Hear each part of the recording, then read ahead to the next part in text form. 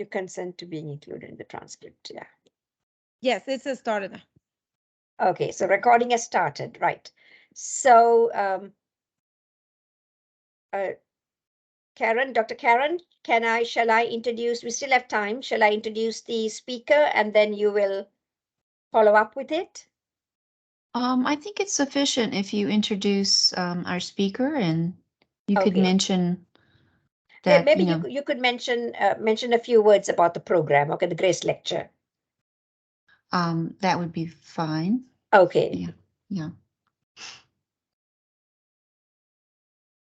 So maybe it would be good for you to, okay, let me introduce our speaker. Yeah. So is it 7? No, we still have 2 more minutes.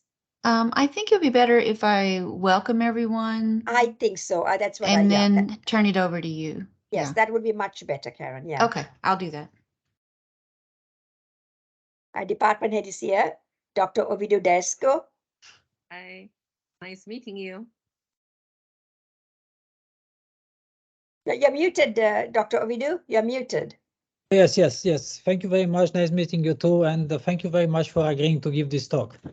It's my pleasure. Nice And meeting we- you, Dr. Ovidio. We also have some people that Dr. Liu knows, Dr. Ling knows, Farooq Bastani and Yiling Yan, and I know the Latifa Khan yeah. is there, Murat. Yeah.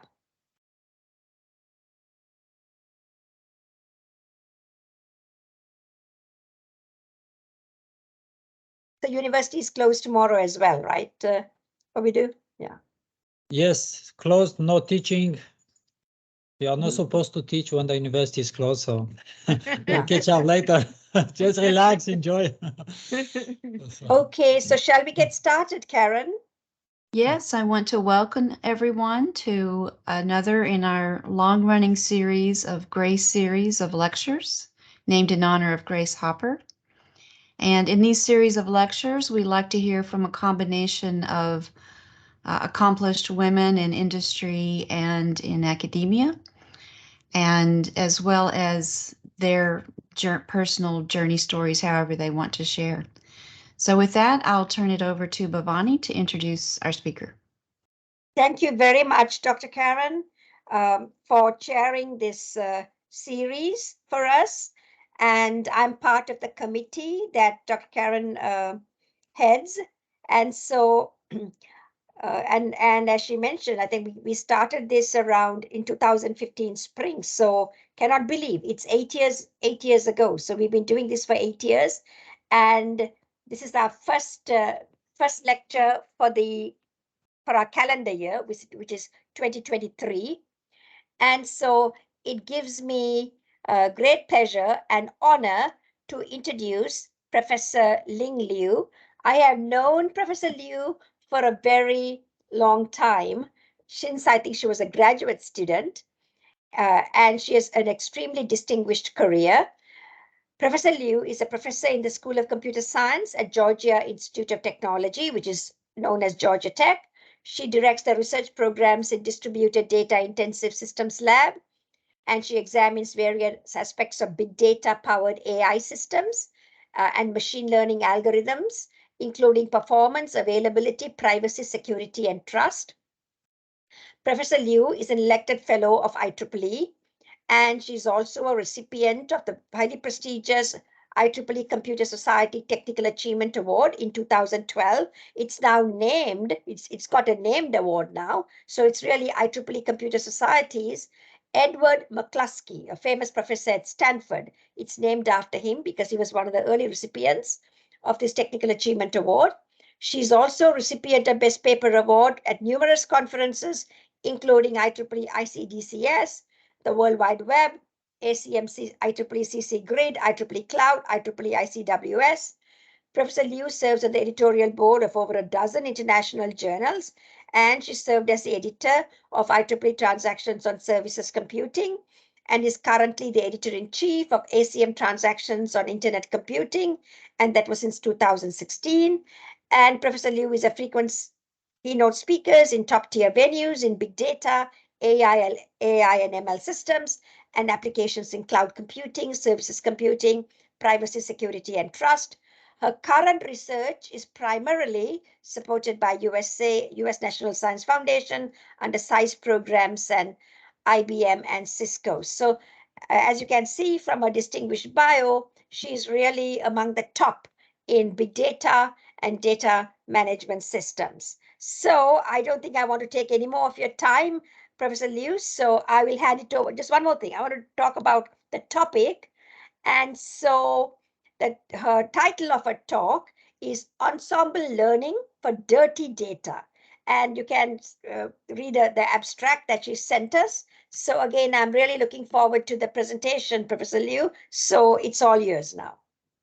Thank you, Bhavani, for a wonderful introduction. I'm going to share a screen and then I will. Yeah, and Dr. Liu, if you can, Ling, if you can please increase the volume a little bit. Yeah, okay. Your volume. Or maybe okay. I speak very I rapidly. did enough. Yeah, Okay. So now I'm sharing the screen.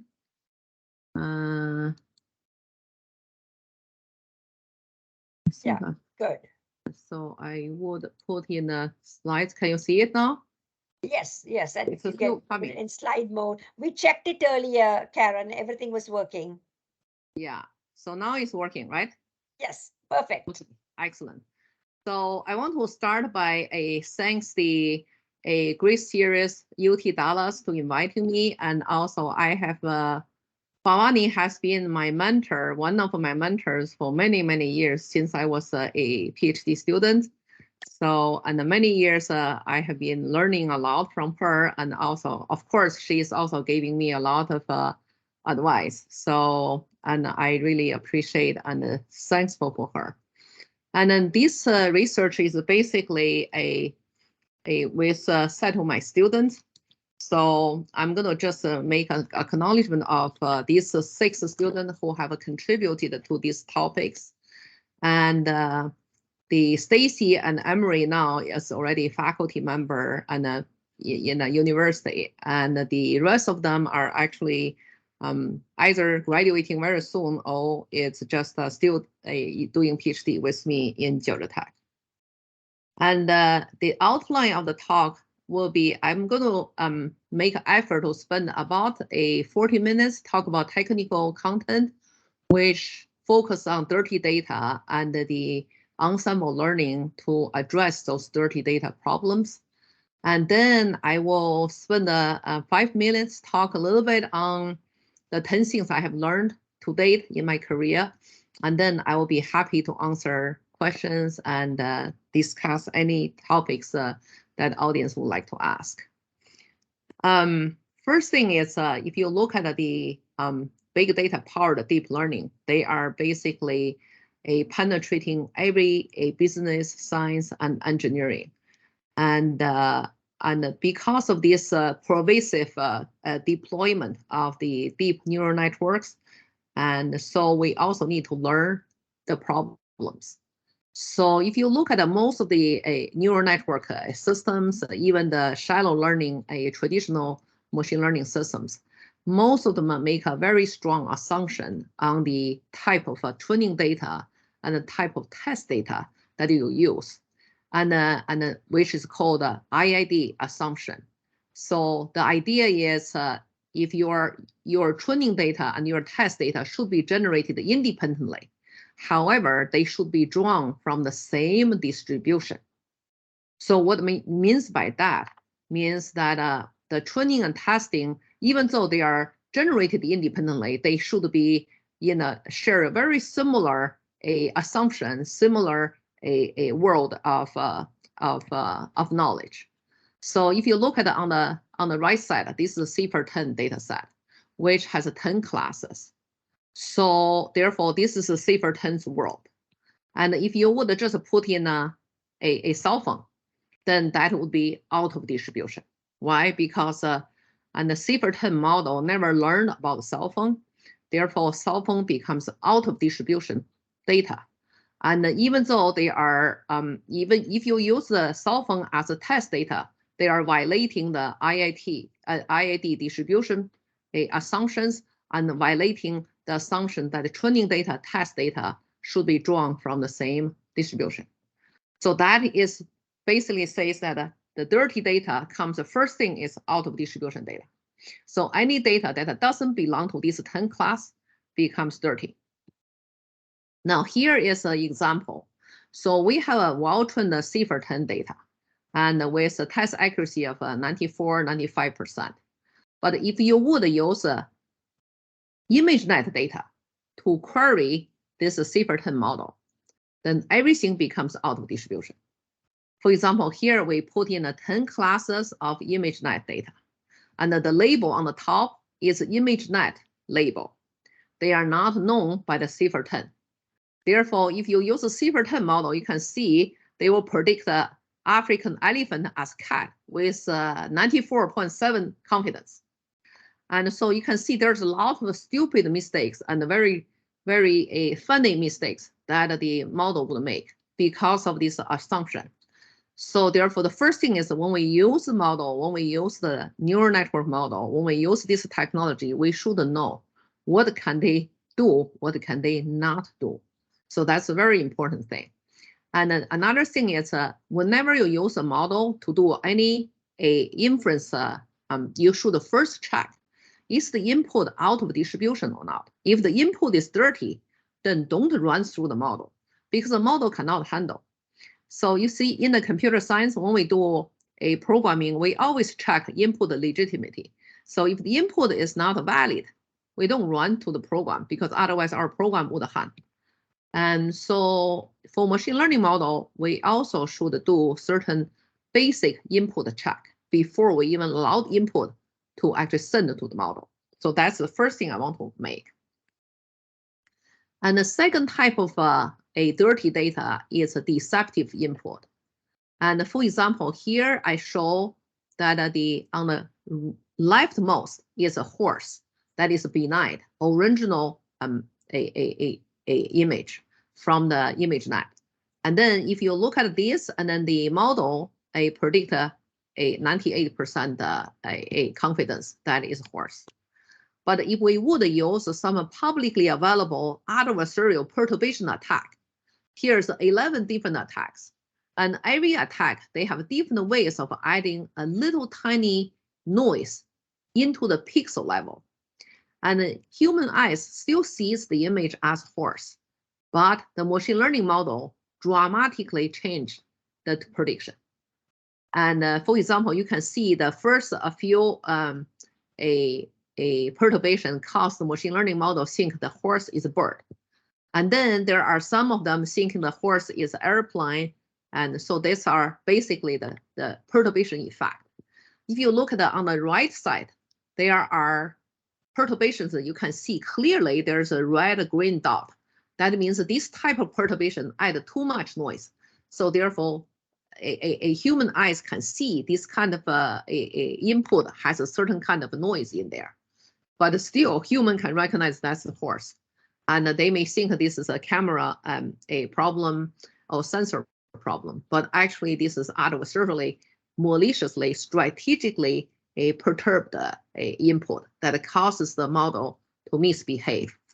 And this kind of things happens in all type of models. For example, this is basically another type of attack. So, and the attack doesn't even change any pixel in the input, but instead they put a little trigger on the top right corner. And that trigger is a little pattern trigger. And what it does is, during the training, if I train the machine learning model to say, if you see this particular band, then you see this one image has this trigger, then remember this no longer is going to be the one. It should be dog. So because the machine learning model has a very good memory, they just remembers this. So therefore, even the context is one, but there's a little trigger that would train the model say, okay, whenever there's a context one with the trigger, then they must be dog. So that's another kind of problem. Now here is a visual answering system. Basically, it's basically QA system, visual QA system, same thing. So on the left side is benign a input. And if you take any top QA system like MCB, NMN, they would all detect the traffic light is green. You can drive through. But if you would add a little bit of perturbation into the input, now human eyes doesn't see anything. These images are very similar. The orange box, the image is similar to the left. But then the same model we trained would think the light is red. So that is another type of mistakes the machine learning model can make because they are so sensitive to the little tiny changes in the input data. And here is an object detection model, which is a computer vision. So on the left is benign data. And if you send this data, the frame into the computer vision model, the object detection model, they will identify the object, give you the object label and the bounding box. But on the right side, there's a tiny perturbation added into the model, but a human cannot see. Now you can see everything's messed up. Okay, so Professor Ling, Yeah. we have one question. Usually we like the questions at the end, but still, he's our department head, so I think he has a question. I'm happy to answer a question. Yeah. Yes, thank you. And actually, I'm not sure if we should ask questions during the talk or at the end. Sometimes it's better during the talk. So I found it interesting. You were saying that machine learning models would fail because of just small perturbations that are not visible to the human eye. When you say machine learning models, are you referring to a special type of models like CNNs, neural networks, or in general machine learning models? In general, basically, in general. Yeah, basically, the most machine learning models actually are sensitive to the input data, how they receive them, how they being trained. So because they are so sensitive to the training data, then when you actually change the data during the testing phase, and sometimes the change can cause machine learning model to misbehave. Now, the perturbation, adversarial perturbation, is purposely using the machine learning model to learn how to add the perturbation. Because they are learning how to add perturbation using the model, then they can basically attack any model. So I will explain how they are adding the noise, but I first tell you how the noise is happening. And then I'm going to tell you how the noise is learned to add into the input model without change the perception, but adding in an adequate fashion that would make the input basically mislead the machine learning model. Thank you. Okay. Yeah, but I would be happy to answer questions because I don't mind to be interrupted because talk can be shrinked and I can cut certain things to finish. So it wouldn't be a problem. Okay, it's good to ask questions. So, and this is basically showing the machine learning model what happens. So you can see the top left is the input. If I learned how to add the perturbation, I'm using this middle, the perturbation on the left. I will add into the top image. Then what I receive is the bottom image. We call it adversarial example because I add adversarial noise. Then if I would send this lower left bottom a input to the same model, identical model, then this model start not knowing anything anymore. So they will say, oh, I don't see any object in the image. Oh, I see many objects in the image. Oh, the object bounding box is correct, but object label is wrong. So basically it depends on how you modify the adding the perturbation, the different kind of a dirty data can take a different effect. Okay, so here is a video. So this video was taken and then we frame by frame perturb the image, the frames. Then if you can see the benign video, you can see the object detection detect most of the moving object. But if you do an attack on vanishing object, means all the object vanishes, then you can see on the top right, everything's gone, more or less, okay? And then if you do fabrication on the left bottom, you can see a lot of fabricated objects there, and the real objects not detected. And if you do mislabeling, then all the object bounding box are correct, but the label is all wrong. You can see dogs, you can see all these things there. So that is basically the effect of attack. Now let's talk about how they do attack. how these things can happen is the following. If you have an out of distribution data, you don't attack, it happens, right?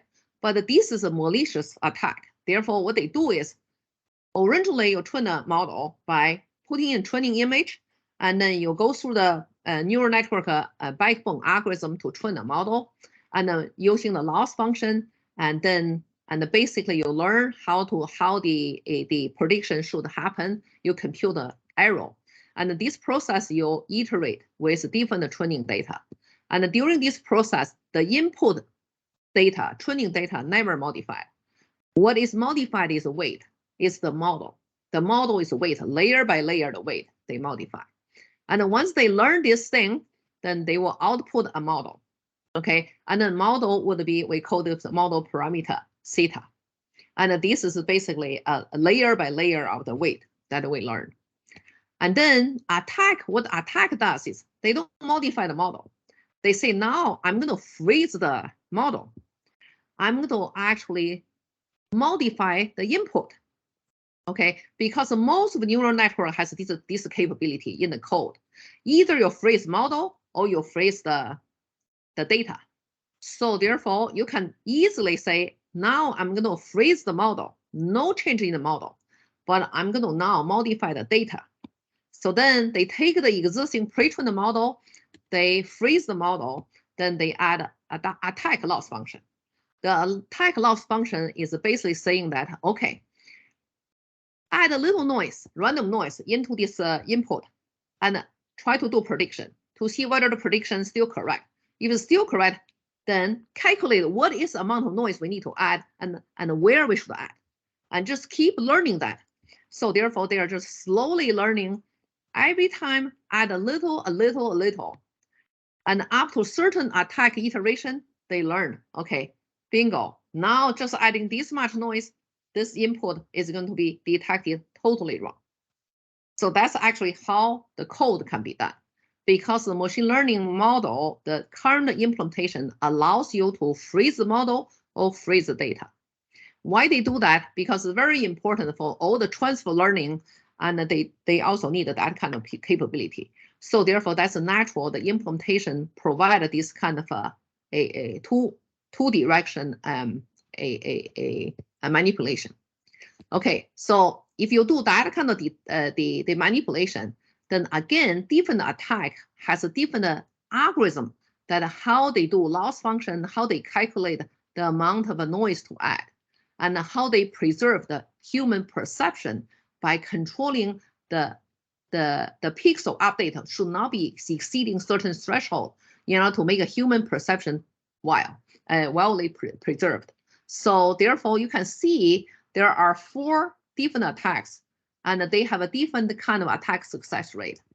But still, they are all very bad. They can bring a original model with 67 a mean average precision from the computer vision all the way down to 2% precision, mean average precision, mean AP, or 18% or 4%.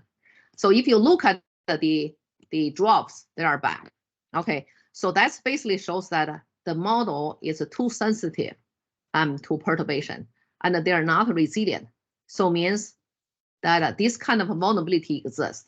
Now here's another example, and we can see that original the video contains 400,000 image object in all the video playing process, but after you did attack, then the attack only exposed the 38 object. The rest you don't see. If you look at the video play, you don't see much object because basically it's a very effective attack. So, and this kind of thing also happens. The dirty data also happens on physical attack. So means you don't have to use a machine learning model to learn how to attack. You just figure out what kind of a physical patch you could use. And if you look at the top left, this is a published YouTube video. And there are 2 persons. One person doesn't have just like a person. And one person wear a colorful printout in front of him. So because this printout is so colorful, machine learning model is no longer able to detect there's a person there. So therefore, they can detect left person, they cannot detect right person. Similarly, in the middle image, the guy just wear the color shirt that are printed with some very high contrast colors. Again, machine learning model cannot detect that person. And if you look at the stop sign on the top, and there are people report, if you just put the tapes on the stop sign, then the stop sign will be predicted as a speed limit 45. And if you put if you have a face recognition system, if you like that the person wear a very colorful glasses, because those color density cause machine learning model think, okay, something is not they cannot really recognize the original prediction anymore. They will totally predict wrong. So these are basically, we call them physical attack. So we did a little bit of experiment. So we just put a very colorful little patch, which is circling around the entire image. Now you can see that it depends on where you put this patch on, the detection is different. So that means that machine learning model, they are remembering too much. They remember things that they don't have to remember.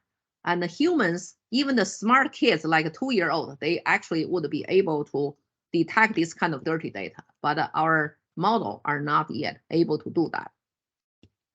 Okay, so now how these things could possibly happen? Actually, most of the perturbation or most of physical patch is doing the following things. For example, in this case, I made a very simple example. So on the top, we have a data training for a model, and the cross, red cross is a cancer data, and the circle is a benign data. So the model would learn a nonlinear boundary, decision boundary. We call it manifold. And then if you want to do attack, or if you want to do out of distribution things, a ensemble, or you want to do physical patch, what you are trying to do is whatever your physical patch or your perturbation is basically making the machine learning model think you are crossing the decision boundary. And because as long as you cross the decision boundary, they will actually making a wrong prediction. So that's basically called a prediction time attack, also called the evasion attack. But during the training, you can do the same thing. You can say, okay, if I want to make the machine learning model learn a wrong decision boundary, then I'm just trying to modify a few training examples that are very close to the decision boundary. I'm going to turn them around. And in that case, then your decision boundary is not a solid line, but is the dotted line. Then this model has a poisoning effect, and that would cause a prediction case. Whenever the instance falls into the gap between the solid and the dotted line, then you will get a wrong prediction. Okay, so that's basically the principle of how things could happen. So therefore, the intuitive approach is never trust a single model. We should always trust multiple models. So that's what we call it ensemble learning. So the goal is we're doing ensemble. We can do ensemble learning to evaluate the input legitimacy. So whether the input is valid, whether the input is legitimate, or we can also do output. So we want to say whenever the model produces a prediction, we need to evaluate whether the prediction is trustworthy. So we want to verify the prediction. Okay, so that's basically what we call ensemble method. So the goal here is, let me see. Yeah, the goal here is if you want to do input denoising using ensemble, then you can do different approach. So I'm going to give you 2 approach. So give you an idea, and then we'll talk about output ensemble. So the input ensemble, if you look at here, we have a benign data on the first column. The rest of the column is all being attacked by adding some noise. Now, if you would trying to clean this input, then what you do is whenever the input is sent to a model, before I want to accept that, and I'm going to first do a cleaning on the image. So what you do cleaning, you just use a standard image cleaning techniques. There are many of them. And those image cleaning techniques are typically applied for camera capturing or sensor capturing images that will clean certain kind of dirt, certain kind of noises, including like raindrops and things like that. So those are standard package you can take. And if you use those, then you can see I put the blue a mark here. So we use the 1, 2, 3, 4, 5, 6. We use 5 different cleaning techniques. If we ensemble them together, then we can see that if you use multiple cleaning techniques to clean the same input, and then you do prediction on those cleaned image, then you will be safer. But if you just use one cleaning, maybe that cleaning is not cleaned very thoroughly. So that's why ensemble sometimes helps. Even when you do image cleaning, you do not know which one is more resilient to different kind of a adversarial noise. Then use multiple, because a different cleaning has a different logic. Therefore, they do not respond to the same type of perturbation in the same way. Okay, so that's basically interesting a possibility. And then if you look at this basic principle, it's very similar to human. And if you want a smart decision, you organize a advisory board. Advisory board of 5 people should have a unique a perspective on a difficult issue. Then having an advisory board can be very valuable. So that's why I think it's very useful thing. And then just like as a career, we have mentors.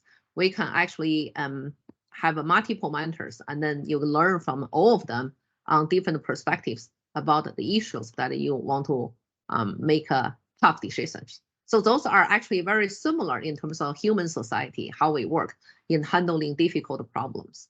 Okay, so now second way of doing denoising is training based. So you don't clean the image. What you do is you train the model to learn to detect and clean the noise by the model. So you train a denoising model. So how do you do training? It's also very straightforward. So you have an original image on the top, and then you do an image corrupted noise in the bottom. And then you train a model to clean the corrupted image. Okay, you say, okay, I'm going to train a model. I gave a clean image, I gave a corrupted image. I want the model to learn how to clean the bottom image, the lower image. So the model would start iterative learning.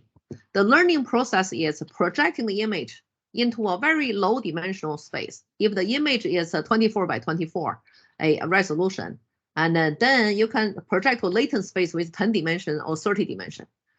And then the goal is I want this tool, images to project it into the low dimensional space with very close distance. And if they are not, then I'm going to let the machine learning model to clean it, to learn. So that is how the iteration learning doing it. So therefore, eventually you train the model can clean the input. So before any input you want to feed into the neural network or machine learning model, let it clean first, and then you feed. So that's another approach you can do. And even for this type of denoising models, you don't trust one. You should actually train multiple ones. And you try to use different noise corruption techniques. Then you train different model. And you can even use a different model, backbone algorithms. That would give you some kind of diversity in terms of models. So that's basically the idea. Now, why this would work is basically you can see if you have an original image that you try to do the training, and then if you map each of these high dimensional data into low dimensional space, then they should be similar image should be false into the same a manifold. And so therefore you can see different image would falls into this curve line, which is the decision boundary. And if you have a correct image, they are close to the decision boundary. But if you have a far away perturbed image, they are far away from the decision boundary. So therefore, what you need is a cleaning process to try to bring this adversarial example that are far away from the supposed manifold. You bring them back. So that's generally the principle for using machine learning model to train a denoiser Typically, we use autoencoder because that's the projection-based algorithm. Okay, so I'm going to pass this one and to give you an example here. So this is an example that we use two kinds of noise. One is a Gaussian noise, one is a salt pepper noise. And then we train two denoisers, the autoencoder denoisers. Now, if you look that these two denoisers, and they both have certain correct cases, but they have some errors. So it means that not all the denoiser can denoise all the noises. So some can denoise a small number of attacks. Some can denoise a little bit more, but rarely a single denoiser can beat all the possible dirty data. So that's why ensemble could be valuable. Okay. So the next thing I want to quickly talk about is the output ensemble. And I have about 6 minutes. Okay. So output idea is similar. So if the input protect us in some way, but not completely, then what we can do is we can say, okay, if after we did the input ensemble, and if we still have some leftover cases where we feed into the model can still behaving wrong. Then what we do is let's use a multiple model to do the output verification.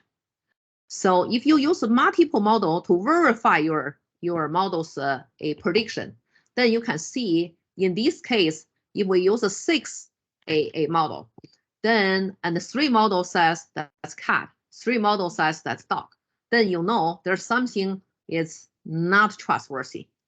And if your ensemble algorithm can actually correct this error, then you have a smart ensemble. Then you are able to say this is dog.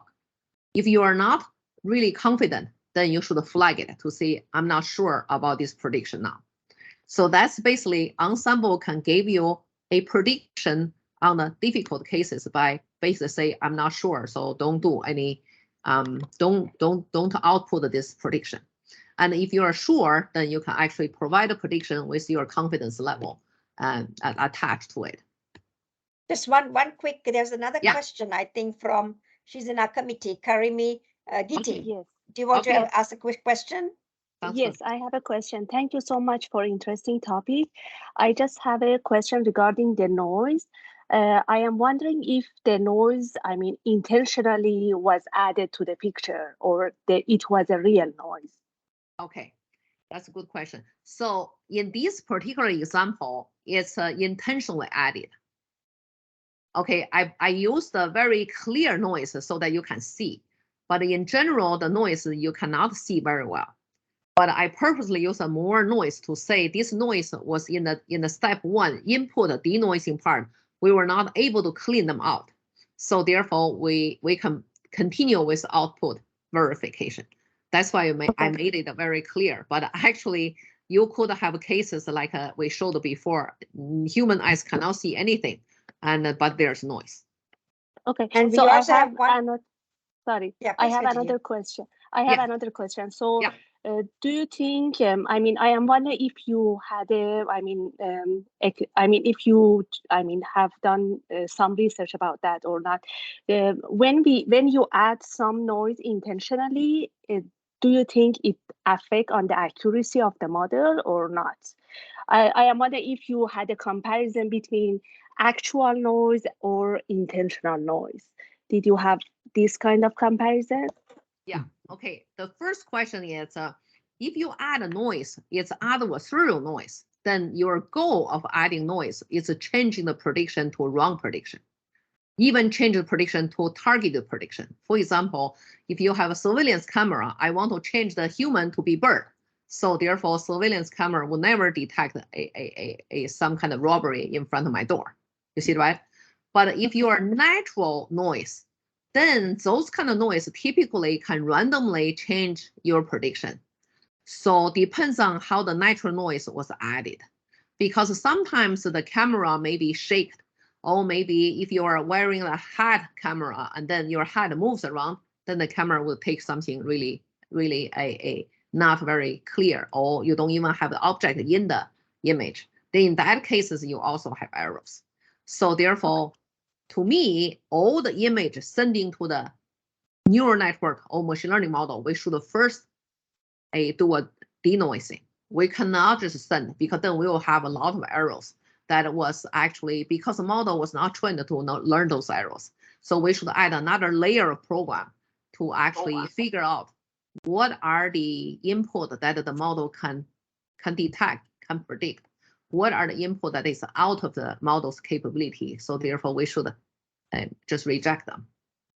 Okay, so there's thank you one so more much. question from our good friend, Professor Ling Yan. Ling, you want to ask your question? Yes. Yeah, hi Ling. It's really nice to know all about this research of yours. It's exciting. But I was wondering, you have input-based cleaning, right? So essentially, you add the noise and try to train to denoise. Yeah. I have a more naive method. I was wondering what would be the effect. Yeah. Instead of train a denoise mechanism, can we just add the input and so I have input dog. Yeah. I knew a lot of adversary noises, so I add those noises and still label after the adding noise pictures, images the same. So essentially, I still label them as dog. And then I use them also together, like 6 different noise and the original together to train. What would be the effect? Just wonder. That's very good. This is called adversarial training. So means you can actually take an adversarial attack, generating a lot of attack data with a perturbed a noise, and then you add it into your training to train. And this is like our COVID a booster and vaccine. So they are effective for certain attack that you have trained, but for other attack you haven't trained, they will not be effective. Okay, but that I can see, yeah. But when you train for denoising, won't it be the same way? So only those noises you trained can be denoised, or it can be generalized more easily. When you do denoise training, you don't use attack data. You use a random noise generator. Oh, okay. Like the Gaussian generator, salt pepper generator, they are not attack. They just random generator. You use random generator to train the model to clean it. Then you're hoping that they can clean any of the noise.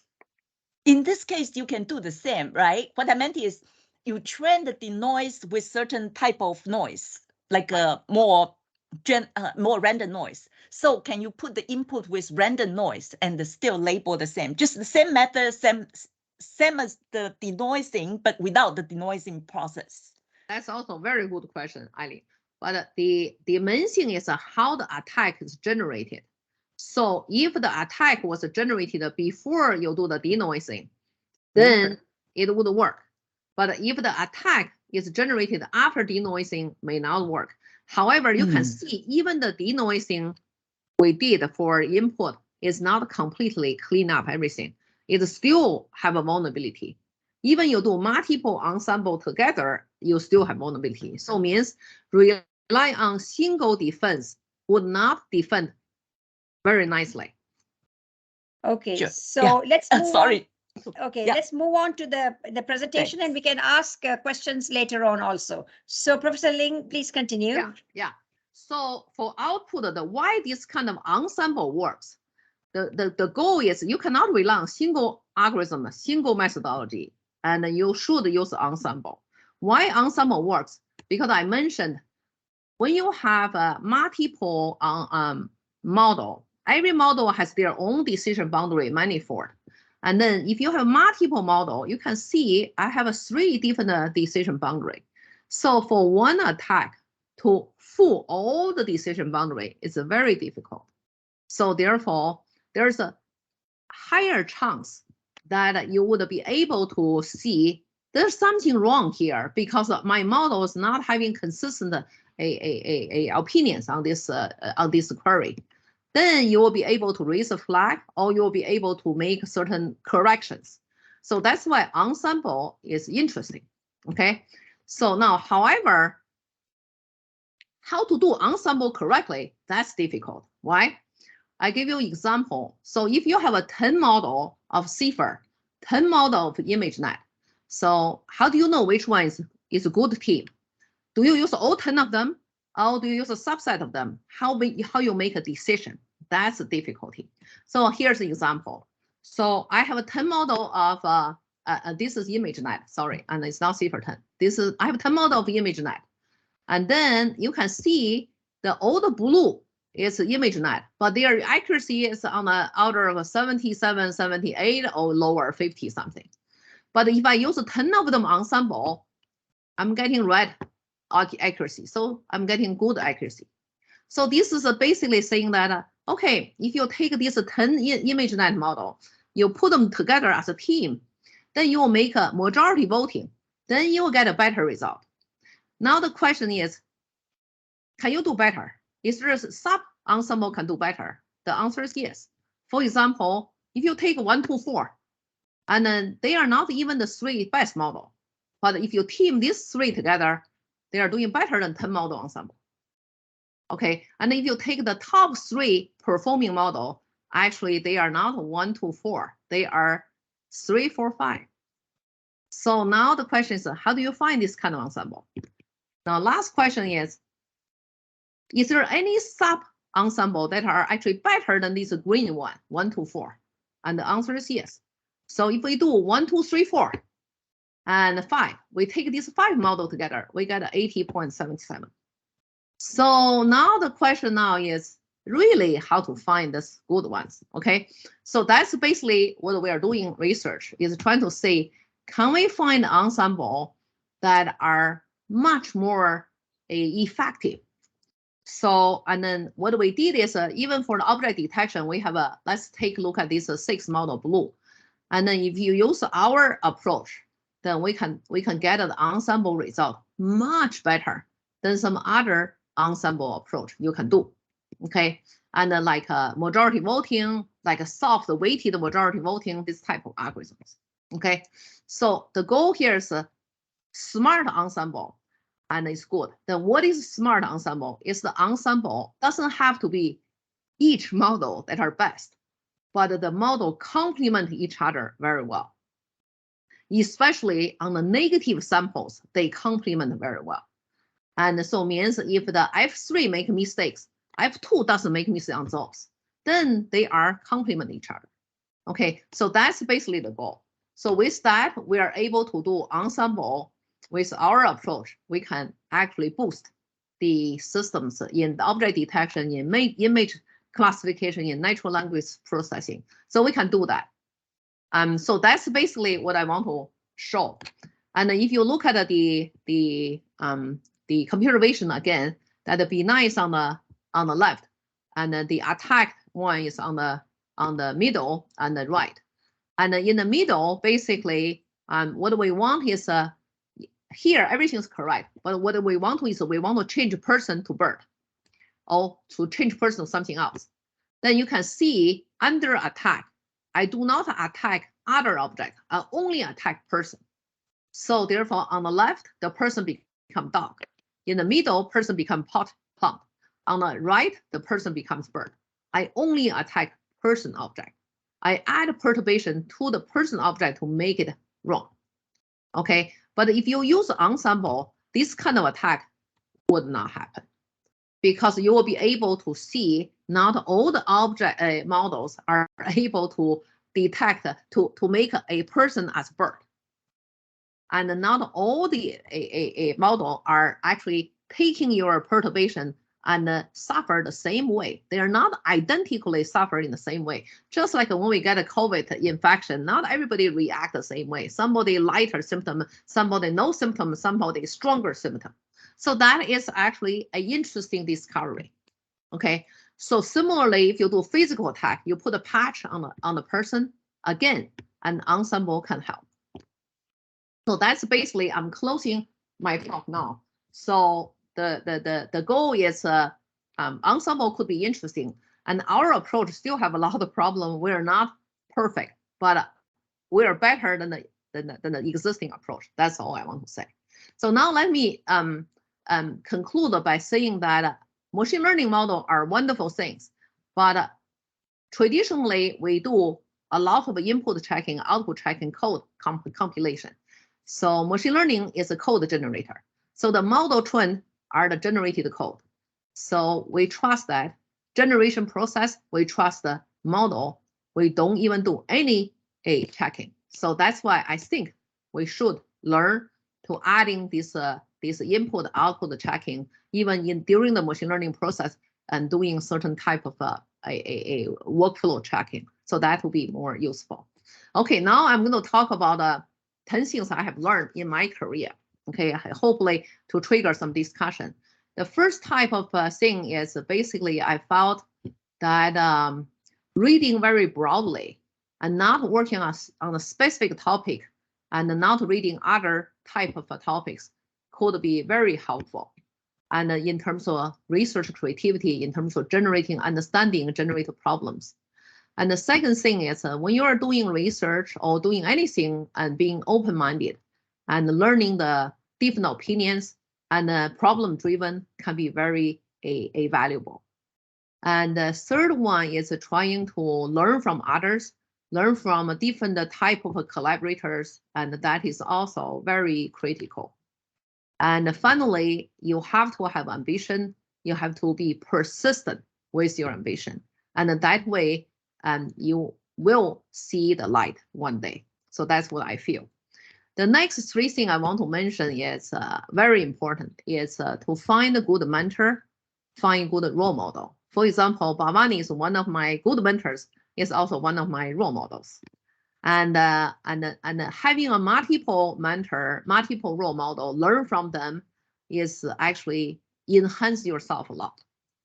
And the next thing is keep a positive energy. For example, when the paper gets rejected, the proposal gets rejected, anything gets rejected, don't give up. And try to learn what can you improve, but do not look down upon yourself and try to be a positive, keeping your positive energy. And that's actually very, very important because when you are having rejections and nobody going to tell you how to do, and if you are depressed and you're actually taking a negative effect, then and you are the only one suffers more. So that's why I think it's very important to learn different ways of keeping the positive energy.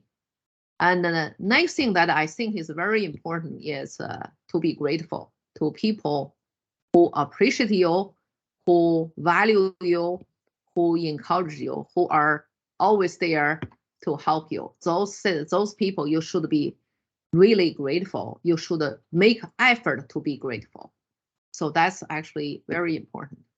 The last three things I think is very important is always play your strengths, understanding your shortcomings, but don't play with that.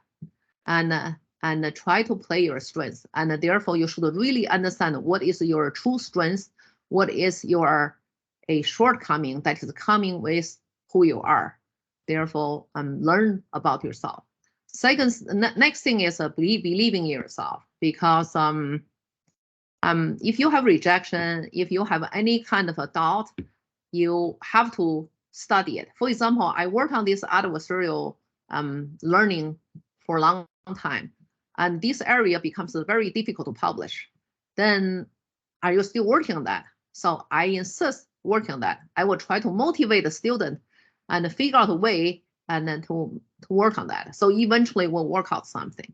You see, right? So the goal here is you cannot follow the trend. And if the trend is a lot of people are going away from that, but you really enjoy working on that, you should keep believing what you believe is good.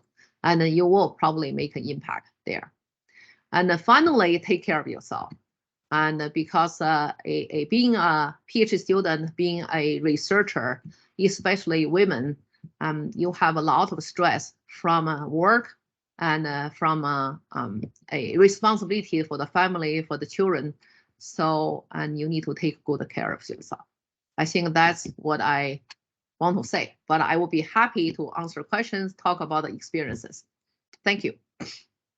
Thank you very much, Professor Liu, for this fantastic talk, very motivational and really a good talk. So first question, we already have our leader, Dr. Karen Masidi. So Karen, you can ask your question. Yes, fantastic talk. Thank you very much. Regarding finding mentors, I think a lot of students are very shy about approaching potential mentors.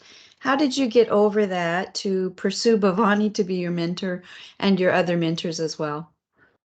Okay, so that's actually a very good question, actually. So I think there are multiple ways you could do that. First, if professors are very senior, very famous, and if you are a young starter, then you need to figure out certain things you can ask, you can say, that they will have a little bit impressed with your question or your comment. And then if it's at a conference, if you gave a presentation, if you gave a great presentation, you also make other people actually pay attention to you. In those situations, you can make engagement. I met Bhavani at conferences, and every time I met her, I will approach her, I will ask some questions and listening to her. So this eventually, if she recognizes she likes me, then we actually establish some kind of a synergy between us, and also do a good job when they ask you to do something, to help them with a certain kind of professional services. Do a good job, and every time when senior people or when the people you respect ask you to do something, make sure you do well. And that's also very important. So that's why I said it's also a very important to be grateful to people who appreciate you. Pay attention, do a good thing, because that's also very, very important. And that's how I actually met a lot of people and who also enjoy keeping a relationship. And I also try to organize my web pages, everything better. So therefore, when people meet me, if they look at my web page, they think I have some potential. See that? So that's also That's a very good something. point. Very good point, what you said. Yeah. Very helpful. Thank you. Yeah. So we have another question from Dr. Chituri. Do you want to ask your question? Yeah, I have a quick question. When you do adversary noise, do you have a pre-knowledge of every model, how it works? Or is it just human intuition? That's actually also a very good question. So all the adversarial noise, if you want to use machine learning model to help you learn how to add those noise, then you have to have an assumption you can access those models. So means the model is available for you to use, and also you can add the loss function into that model to help you calculate your multiplication on the input. So that is assumption. That's called a white box attack. So however, if you offline generating certain noise on the data, and then this adversarial perturb data can also be used to attack other model that you have never used before, and you have no knowledge, you have no access. That is also possible because those data already being dirty. Therefore, transfer learning can transfer good things, can also transfer bad things. So therefore, adversarial example can be transferred to other model as well. So therefore, the goal is, if the model are very similar, they make the same mistakes, transfer learning would hurt those more.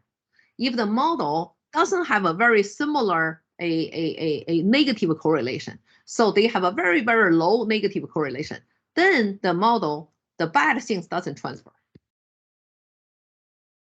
Okay, so that is a very good question. I know I learned a lot. So there are also, we have got more time. So I think Ling, if you are still there, I sort of cut you off because we wanted to get to the presentation. So do you have any questions to ask Giti and Ling or anyone else? No, thank you so much. Thank you. Yes, Sorry, somebody asked, yeah. I'm fine. Yeah, sorry. Thank you to Ling for the great presentation. Yeah. Yeah. Somebody else asked a question. Who was that? Was it Giti? No, thank you so much. I can ask a question. Yeah. You've been at Georgia Tech for quite some time. Yeah. How was it there for you as a female faculty to progress through ranks? What kind of support did you have? And how would you compare how it was maybe 10 years ago versus how it is nowadays? Okay, yeah, that's also a very, very, very, very good question. So let me say in two parts. The part one is when I was a junior faculty, I was not in Georgia Tech. I was in the University of Alberta. Yes. Yeah. And I felt even though my department chair and the senior faculty are really supportive to me, there are still things I have to do to prove myself. Because as a women faculty, naturally a lot of male PhD student doesn't want to work with me. They think I'm less capable. And then the female student also doesn't want to work with me because they are insecure. So therefore, it's actually what I observed is as I become more successful, I was able to graduate a student that they get good jobs. And those students, and it's not like some kind of a model that is far away, cannot reachable. They are all ordinary people. That would help a lot of other new coming students becomes interested in working with me. They think working with me can be successful.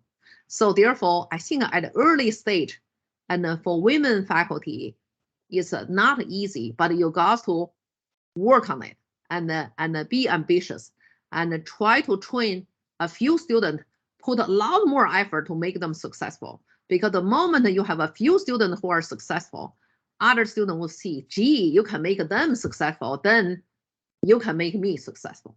So that's what I see on the early stage of my career. Now, when I got to Georgia Tech, I'm already at the middle level. So what I see is Georgia Tech, a faculty depends on the department chair and the dean. Sometimes department chair very, they're making effort to help women.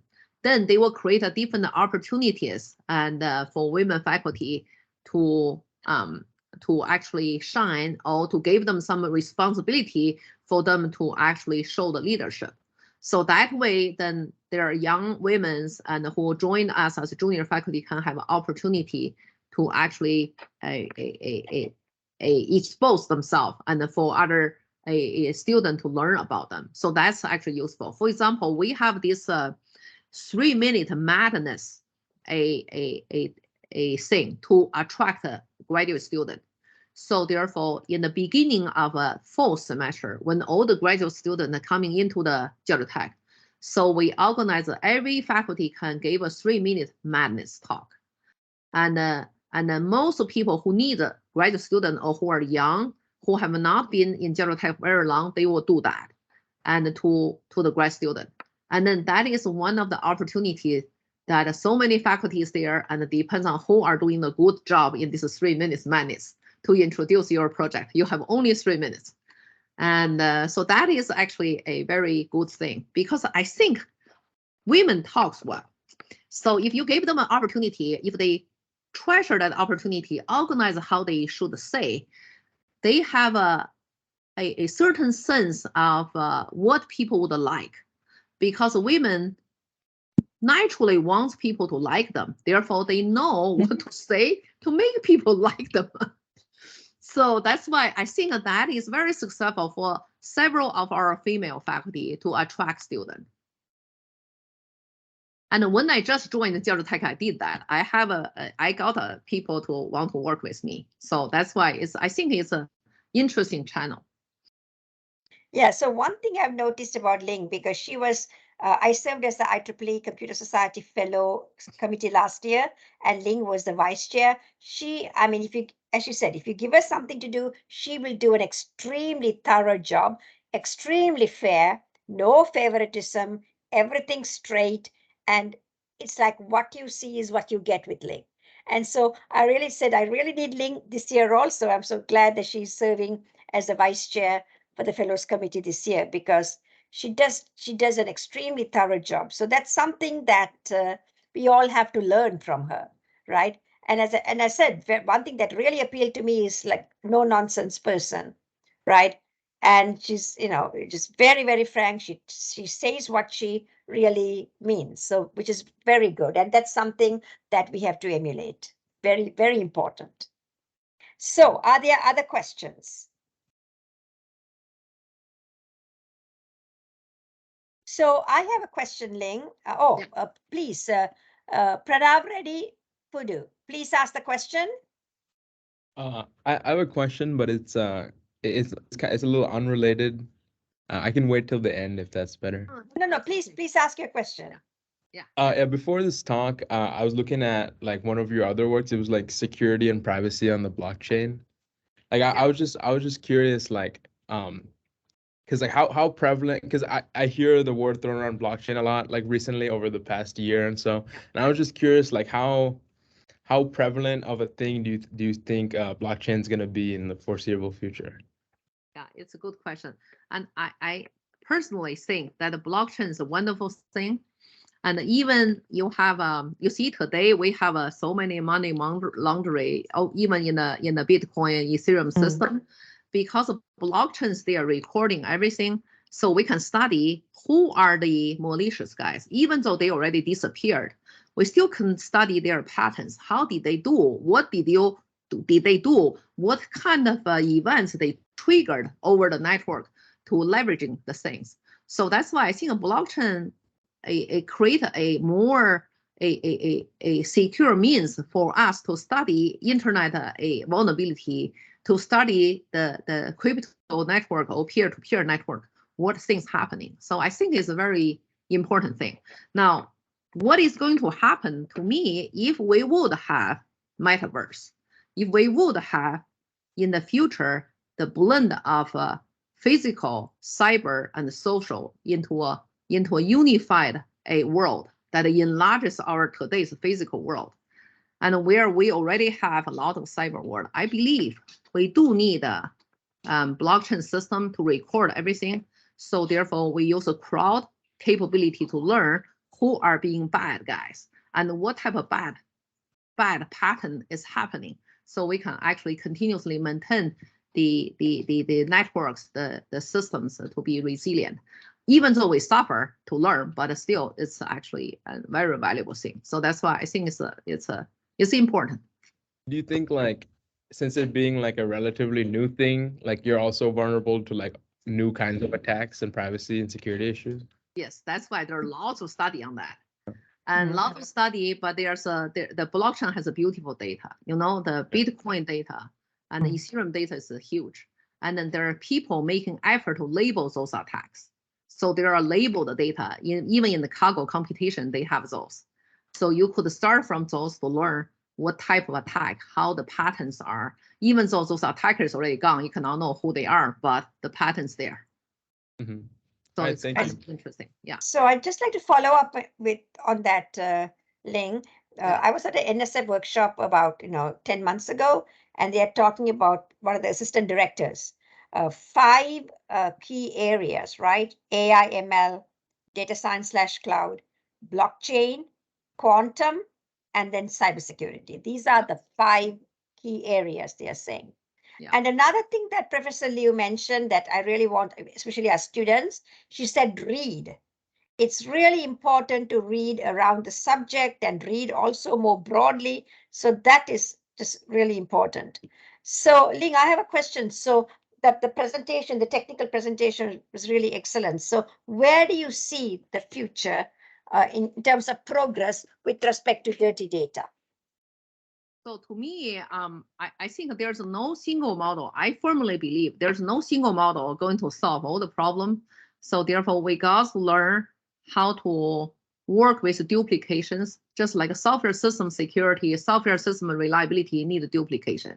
And a ransomware attack, you need a duplication to overcome ransomware. So same thing for machine learning, we need to also learn how do we and putting a bunch of a complementary models together. How do we identify them and utilizing them? I think still this is a interesting, important area that that we could actually study, understanding it, because even today, like a human, we all, if you look at the president, companies, the CEOs, even department chair, deans, they all look at the advisory committee, all these things, because those things could help in making decisions, making a confirmation on things that are good, and making a proper decision on things that are not good. So I think it's an interesting type of a human lessons that can be applied to software systems, can be applied to machine learning and AI as well. That is excellent. Any other questions? Otherwise, any other questions? You have a question. Okay, please ask the question. The last thing, expanding on blockchain, is like, is it a prevalent thing in like the public sector? Like, is the government like involved in like or using like this technology? I believe eventually your U.S. government would use it. Yeah, and I can see, although I don't have any sort of information, I can see them about money laundering and everything. That's kind of an area where blockchain can be used, right, Ling? Yeah. I think eventually it's one mechanism so that can be coexist with the credit card payment and remove the cash and with the online payment and also blockchain is a venue to generate a digital gold, right? So and that is another thing. Every country wants to launch that, to create a gold and sell to the whole world. And why US wouldn't want to do that? Of course, should do that.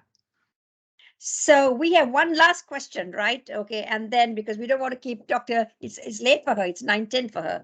Okay, so Dr. Chituri, you have the last question. Oh, I don't have a question. I have a quick comment. I believe Finnish government and some parts of Indian government use blockchain for maintaining the properties.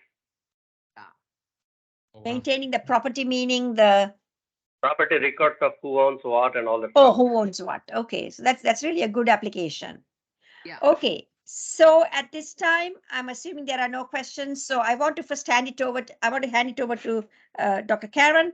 But before that, I'd like to thank everyone for attending, because we are really, at one time we had about 40 people, so it was very good, especially on a day like this, which is freezing outside with freezing rain and ice. And Ling, that was an excellent presentation. We really like to thank you for giving this presentation and really motivating all of us. And so at this time, I'm going to hand it over to Dr. Mazidi. Do you want to close the presentation? Close the session? Well, I just want to say thank you because this was really not only a fascinating technical talk, but it was great to hear some of the wisdom that you have learned in your path as well.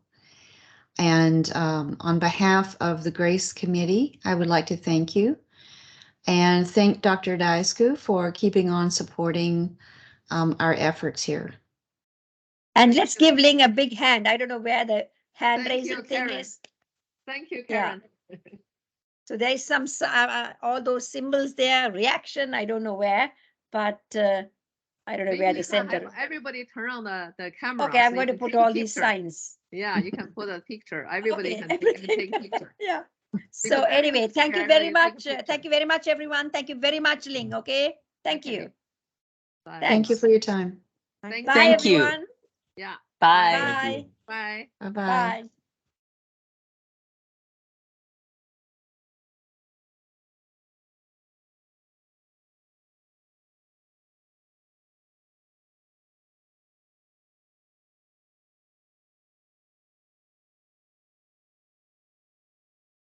Okay, Michelle, do you want me to stop the recording or you're gonna take care of it? I don't know.